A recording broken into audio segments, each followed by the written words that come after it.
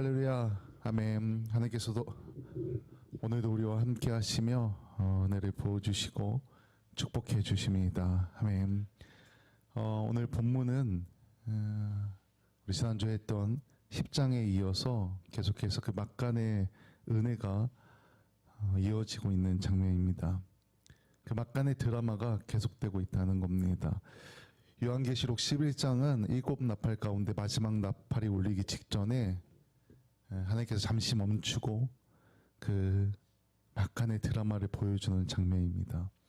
굉음과 그 전쟁의 굉음 사이, 그 사이에서 하나님께서 조용히 그러나 분명하게 우리 성도들에게 질문을 던집니다.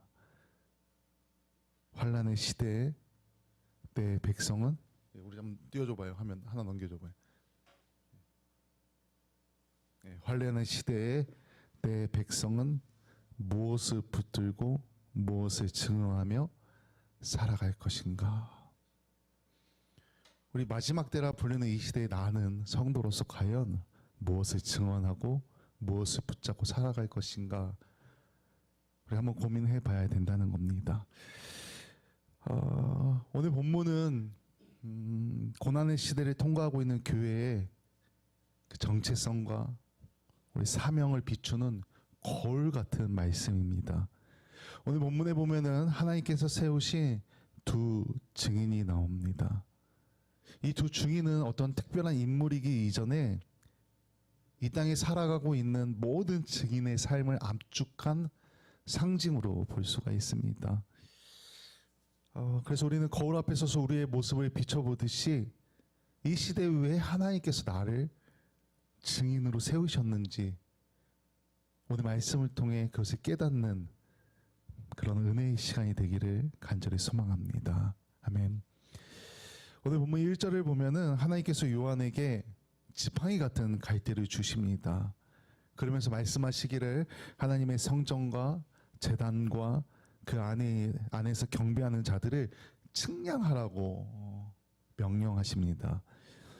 여기서의 측량은 단순히 우리가 길이를 재는 것이 아니라 이것은 여기 이 구역은 하나님의 소유고 하나님의 보호 아래에 있다는 선포를 하고 있는 겁니다.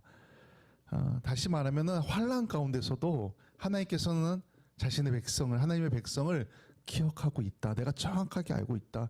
숫자가 아니라, 통계가 아니라 언약으로서 내가 다 알고 있다. 다 기억하고 있다라고 표현해 주고 있는 겁니다.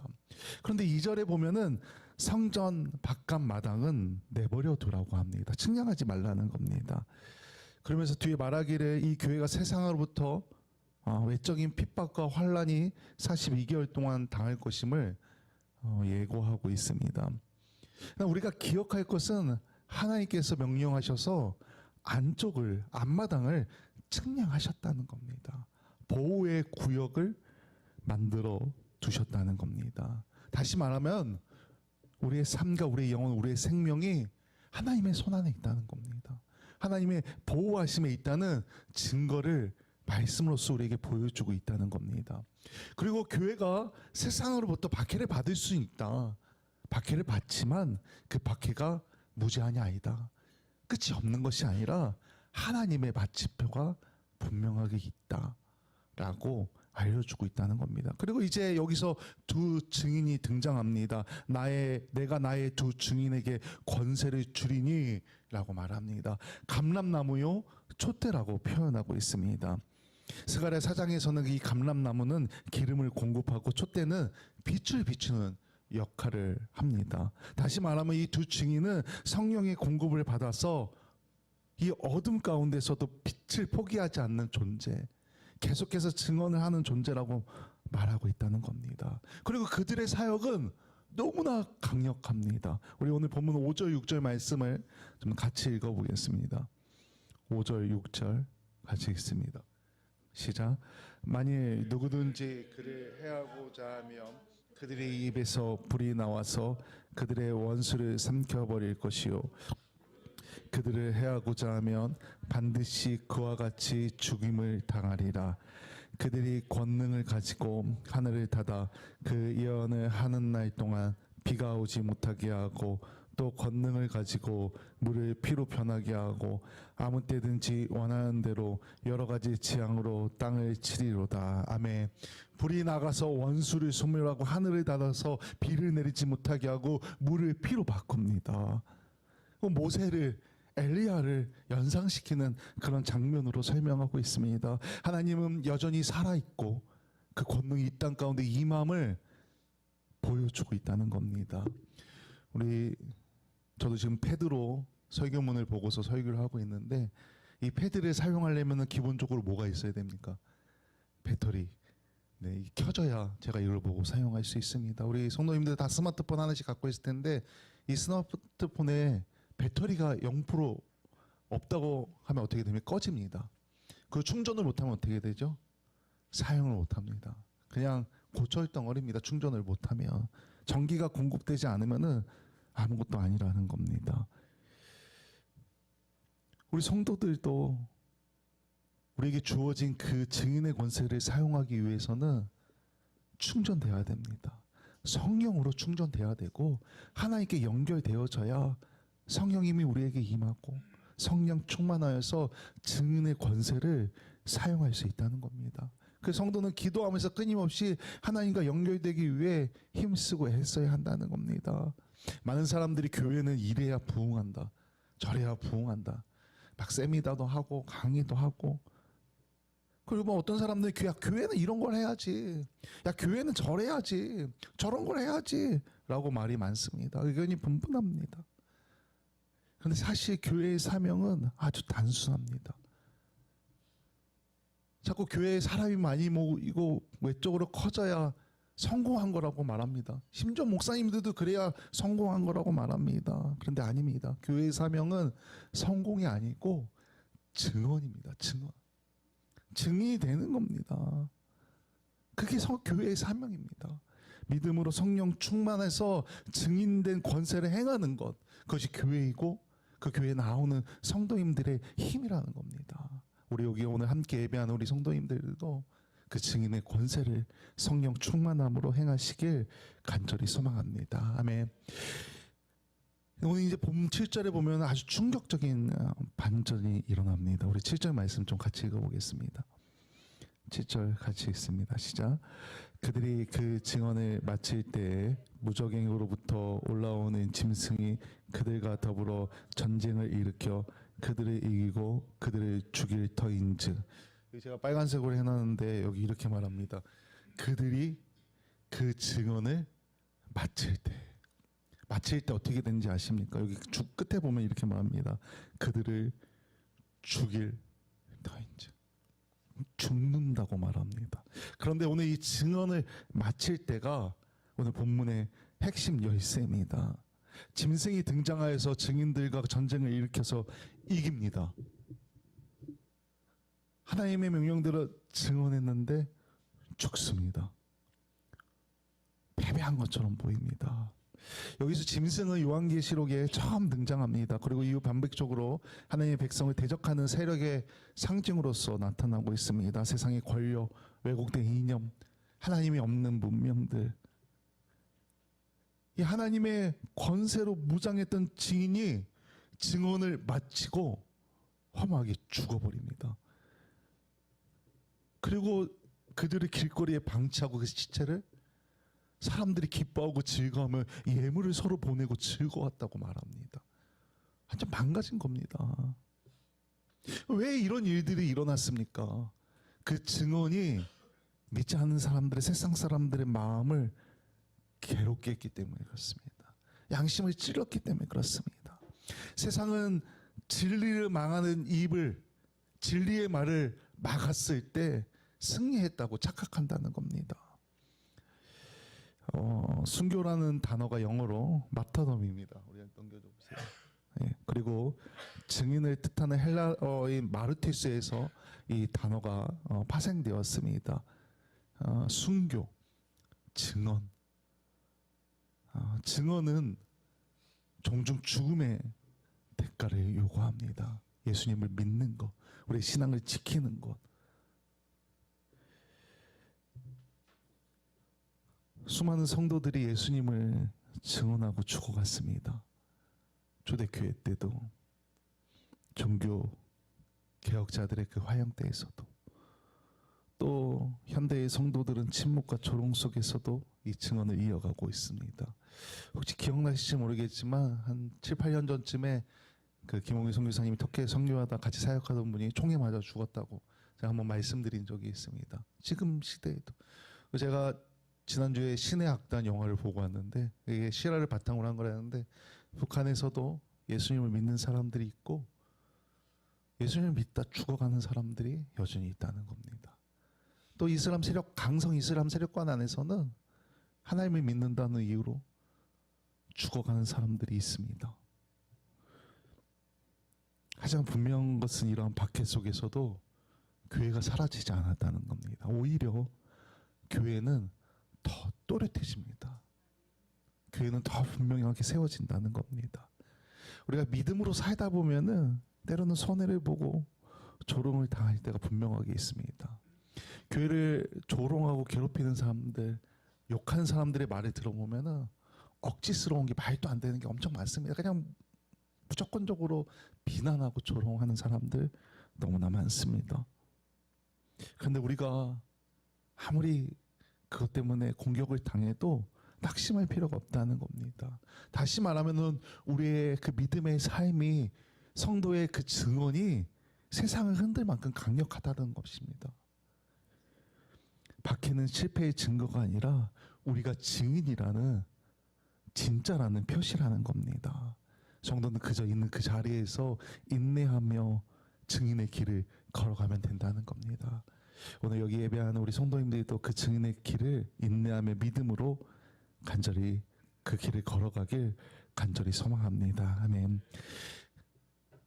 증언했고 죽었습니다.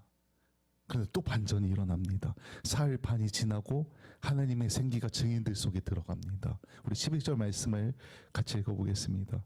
11절 같이 읽습니다. 시작.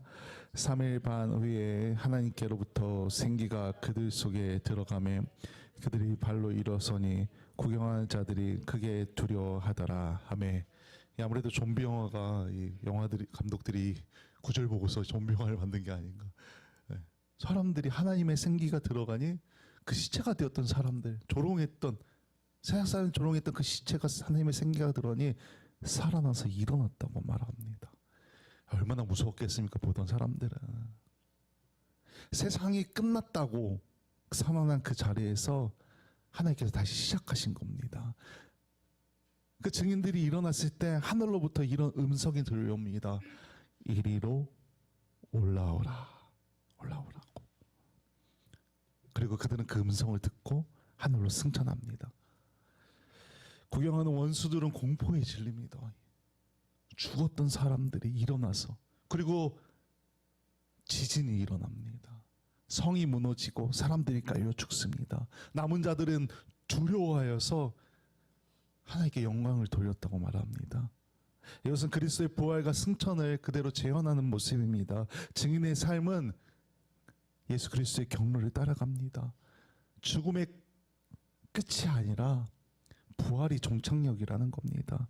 세상은 3일 반 동안 즐거워하며 비웃음의 시간을 가졌습니다. 기뻐하며 예물을 주고받았습니다. 그러나 그 짧은 시간, 하나님께서는 그 영혼이라는 승리 앞에 그 짧은 시간들이 사라지게 만들어 버린다는 겁니다. 어제 오늘 갑자기 춥습니다. 해도 길어지고 이제 입춘도 지났는데 왜 이렇게 추운지 잘 모르겠습니다. 우리 교회 밖에도 이 아파트 주차장에 보면은 벚꽃나무가 그 심어져 있어서 봄이 되면은 꽃이 만개하면은 엄청 정말 이쁩니다. 근데 나무가 엄청 커가지고 이쁩니다. 근데 지금 보면은 저 나무가 벚꽃이라는 걸 잘 모르는 사람들이 보고 잎사귀가 하나도 없는 걸 보면은 저 나무가 죽었나 말랐나라고 생각할 수도 있습니다. 하지만 저 나무가 언제 그랬냐듯이 좀 더 따뜻해지면은 싹을 틔우고 꽃을 피울 겁니다. 우리 안에 예수님에 있는 예수님의 생명도 지금 어쩌면 눈에 보이지 않고 죽어 있는 것처럼 보여도 결국 하나님의 때에 분명하게 피어날 것임을 믿으시길 소망합니다. 아멘. 성도에게 부활의 소망은 먼 미래 이야기가 아닙니다. 오늘을 견디고 오늘을 견디게 하는 실제적인 힘이라는 겁니다. 우리는 믿음으로 증인의 삶을 살아가면 된다는 겁니다. 우리를 다시 일어서게 하실 그 하나님을 신뢰하며 그 구름 너머의 하나님 나라의 영광을 바라보며 이 땅 가운데 살아가면 된다는 것입니다. 오늘 본문은 우리에게 질문합니다. 당신은 무엇을 증언하며 살고 있습니까? 세상은 끊임없이 우리를 측량합니다. 너의 연봉이 얼마인지, 아파트 몇 평짜리 평수에서 살고 있는지, 성적은 어떤지, 회사는 어딘지, 직업은 무엇인지 우리를 재단합니다. 근데 그것은 세상의 측량이고 하나님은 우리를 측량하실 때 다르게 측량하십니다. 믿음으로 예배하고 있는지, 증인으로서 살아가고 있는지, 비록 우리가 환란의 42개월, 오늘 성경에서 말하는 이 42개월을 지나고 있을지라도 우리에게는 하늘문을 열고 닫는 기도의 권세가 있음을 믿으시기 바랍니다. 죽음으로 끝나지 않는 부활의 약속이 우리에게 분명하게 있음을 믿으시길 소망합니다. 우리 히브리서 12장 2절에 보면 이렇게 말합니다. 우리 같이 좀 읽어보겠습니다. 같이 읽습니다. 시작. 믿음의 주여 또 온전하게 하시는 이인 예수를 바라보자. 그는 그 앞에 있는 기쁨을 위하여 십자가를 참으사 부끄러움을 개의치 아니하시더니 하나님 보좌 우편에 앉으셨니라. 아멘. 예수님도 그 수치를 당하셨지만 그 부끄러움을 개의치 않으셨다고 말합니다. 왜? 하나님의 보좌 그 우편에 그 자리가 자신의 자세가 있음을 알았기 때문입니다. 우리도 마찬가지입니다. 예수님께서는 십자가를 통하셨지만 그 길의 끝은 패배가 아니라 부활이었고 영광이었다는 겁니다. 말씀을 품고 삶을 달린다는 말은 우리의 증언은 끝나지 않고 계속돼야 한다는 말입니다. 때론 수치스럽고 부끄러움을 당해도 믿음으로 그 길을 걸어가야 한다는 겁니다. 오늘 말씀은 모세나 엘리야나 베드로나 사도 바울 같은 위대한 신앙인들의 이야기가 아닙니다. 오늘을 견디며 이 예배의 자리를 지키고 말씀을 붙들고 살아가는 우리 성도님들의 이 말씀의 주인공이라는 겁니다. 오늘 이 자리에 앉아있는 우리 성도님들이 바로 두 증인이라는 겁니다. 혹시 우리의 모습이 그 길바닥에 쓰러진 그 시체처럼 그 증인처럼 초라해 보일 수도 있습니다. 하지만 괜찮습니다. 사흘 반 뒤에 역전이 일어났기 때문에 하나님의 예배하심이 있었다는 겁니다. 하나님의 생기가 우리에게 들어올 하나님의 생기가 준비되어 있다는 겁니다. 세상은 끝났다 말하지만 하나님은 그 자리에서 다시 시작하신다는 겁니다. 그리고 결국 우리 인생의 마지막 순간에 하나님의 음성이 들립니다. 이리로 올라오라. 하나님의 예비하신 음성이 있다는 겁니다. 그래서 우리는 성도로서 주님 다시 오실 그날까지 두려워하지 말고 증언하면 됩니다.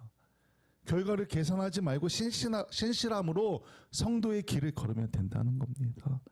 증인된 우리가 그 증언을 마칠 때까지 믿음을 지키며 요번에 함께 예배하는 모든 분들이 그 온전한 성도의 길을 걸어가시길 주님의 이름으로 간절히 축원합니다. 아멘.